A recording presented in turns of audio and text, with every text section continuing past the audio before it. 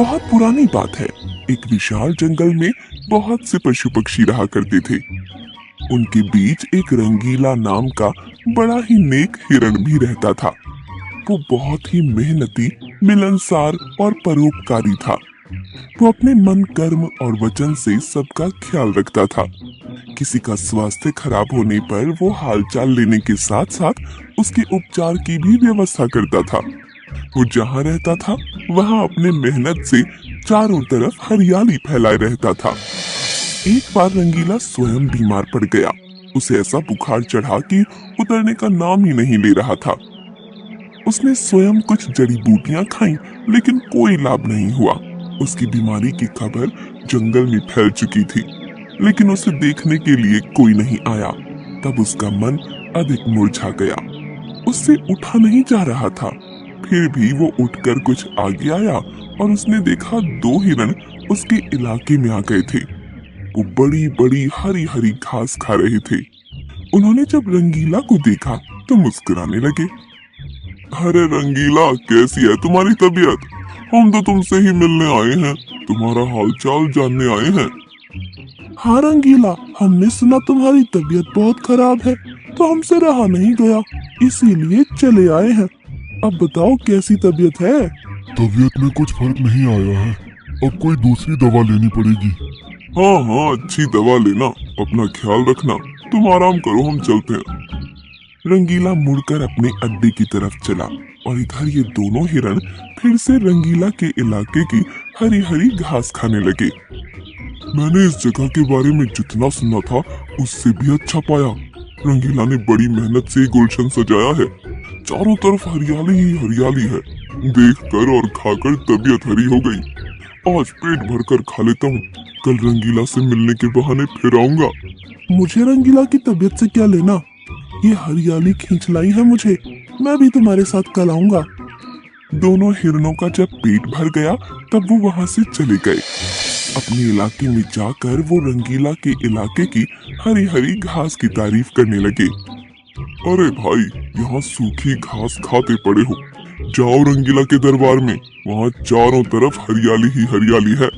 वहाँ जाओ, रंगीला का हालचाल पूछो और पेट भरकर हरी हरी घास खाओ। रंगीला बहुत अच्छा है, बड़ा नेक है। उसके बीमार होने पर भी हमें हरी घास खाने के लिए मिल रही है। इससे अच्छी बात और क्या हो सकती है?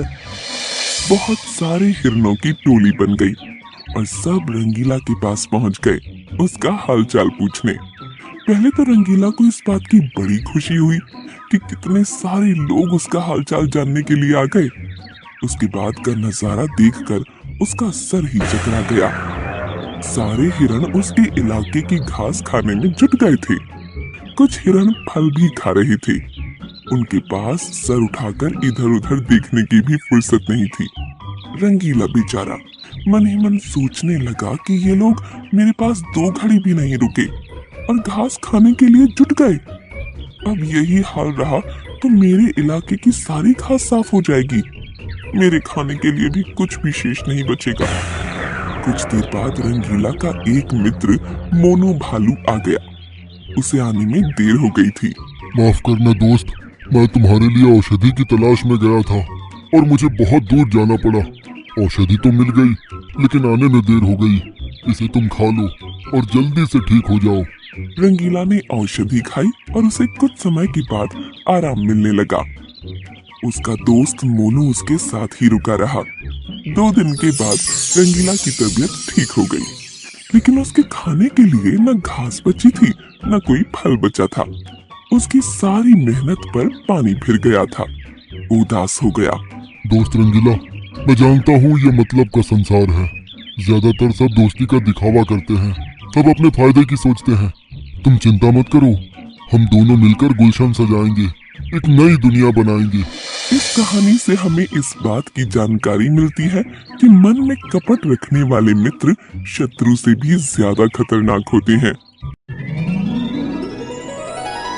एक जंगल में एक हिरन घास खाने के बाद इधर उधर कूद रहा था। वो बड़ा सिरफिरा था। कभी पूरब में दौड़ता, कभी पश्चिम में, कभी उत्तर में जाता और कभी दक्षिण में छलांग लगाता चला जाता। उसे एक खरगोश ने देखा और समझाया, हिरण भैया जरा संभल कर कूदो, जंगल का इलाका है, कुछ भी हो सकता है। खरगोश भैया, अपनी तो चाल निराली है, अपनी छलांग मतवाली है। इस जंगल का चप्पा चप्पा मेरे कदमों की आहट पहचानता है। तुम समझे कि नहीं समझे? मुझे लगता है तुम ज्यादा ही समझदार हो, तुम्हें अब समझाना मेरी ना समझी होगी। इतना कहकर खरगोश वहां से खिसक गया और हिरण महाराज की उछल कूद जारी ही रही। वो एक बार जोर से दौड़ा और दौड़ता ही चला गया। अचानक सामने पत्तियों के ढेर के पीछे एक गड्ढा आ गया। वो रुकते रुकते फिसल गया और गड्ढे में गिर गया। गड्ढा बड़ा था, इसलिए हिरण ज्यादा डर गया। वो बाहर आने के लिए कूदने लगा, लेकिन आ नहीं पाया। उसके बाद उसने मदद के लिए गुहार लगाना शुरू कर दिया। बचाओ, बचाओ, मैं गड्ढे में गिर गया हूँ, निकल नहीं पा रहा हूँ, निकाल लो भाई, इस गरीब की पुकार सुन लो। उस गड्ढे से कुछ दूरी पर एक बंदर आ रहा था। उसके कानों में आवाज पड़ी तो वो चारों तरफ देखने लगा। उसकी समझ में नहीं आ रहा था कि आवाज आ कहां से रही है। चारों तरफ तो कोई दिखाई नहीं दे रहा, फिर ये आवाज कहां से आ रही है? कहीं कोई भूत तो नहीं? अरे मैं भूत नहीं हूँ, मुझे बचा लो, बड़ा उपकार होगा। अरे भाई तुम दिखाई क्यों नहीं पड़ रहे हो? क्या आकाशवाणी से बोल रहे हो? अरे मैं गड्ढे के अंदर हूँ, तुम्हें कैसे दिखाई दूंगा? गड्ढे के पास में आओ, मेरी मदद करो। बंदर को पास में पत्तियों के पास एक गड्ढा दिखाई पड़ा। वो धीरे धीरे पास में पहुंच गया। अंदर देखा तो हिरण महाराज मदद की विनती कर रहे थे। अरे हिरण भाई, तुम गड्ढे के अंदर कैसे पहुंच गए? भैया नासमझी के कारण बहुत बड़ा धोखा खा गया। अब तो मैं अंदर हूँ, सही ढंग से बता नहीं सकता। खरगोश ने समझाया था, मैं नहीं समझ पाया था और गोता खा गया। मैं तो तुम्हें निकाल नहीं पाऊंगा, अगर कोशिश करूंगा तो खुद ही गिर जाऊंगा। अब तो तुम्हें हिम्मत दिखानी होगी, ऊंची छलांग लगानी होगी। बहुत सारे जानवर वहां इकट्ठा हो गए। हर कोई नई नई तरकीब सोच रहा था। खरगोश ने एक तरीका निकाला। हिरण भाई, हम लोग तो तुम्हें निकाल नहीं पाएंगे, कुछ देर बाद यहाँ से चले जाएंगे। इसके बाद एक भयानक बब्बर शेर आने वाला है, सुना है बड़ा खूंखार और भूखा है। यदि उसने तुम्हें देख लिया तो समझ लो सीधे ऊपर का टिकट कट जाएगा। खरगोश की बात सुनकर हिरण डर गया। प्राण के भय से उसके अंदर न जाने कहां से बड़ी ताकत आई। उसने सांस खींचकर एक ऊंची छलांग लगाई और गड्ढे से बाहर आ गया। बाहर आकर वो अपने पराक्रम पर इतराने लगा। ये पैंतरा मेरा पुराना है, कभी कभी आजमाता हूँ और लंबी छलांग लगाता हूँ। वो सबके सामने अपनी बड़ाई हाँक रहा था। उसी समय सियार ने प्रश्न किया। अरे हिरण भाई, तुम्हारी नजर तो बड़ी तेज है, इतना बड़ा गड्ढा तुम्हें दिखाई नहीं दिया? क्या गड्ढे ने तुम्हें अंदर खींच लिया? अम्मा यार सच सच बताओ, तुम गिरे कैसे? सियार के प्रश्न पर हिरण खुश हो गया। सियार भाई, तुमने अच्छा प्रश्न किया है, मेरा दिल जीत लिया है। अब मैं सही जगह पर आ गया हूँ, इसलिए इसका उत्तर बताने में मुझे अधिक आसानी होगी। सभी लोग एक तरफ खड़े हो जाओ, मैं बताता हूँ कि मैं गिरा कैसे। हाँ। हिरण पीछे आया और जोर से दौड़ते हुए उसी गड्ढे में कूद गया। इसी तरह मैं गड्ढे में गिर गया था। उसकी इस हरकत से सभी हैरान रह गए। अरे भोंदू, तुमने ये क्या कर दिया? अपने आप को फिर से गिरा लिया। खरगोश भाई, तुम नहीं समझोगे, ये अपना अंदाज है। अभी फिर से छलांग लगाऊंगा और बाहर निकल आऊंगा। ये कहकर हिरण ने ऊंची छलांग लगाई, लेकिन बाहर नहीं निकल पाया।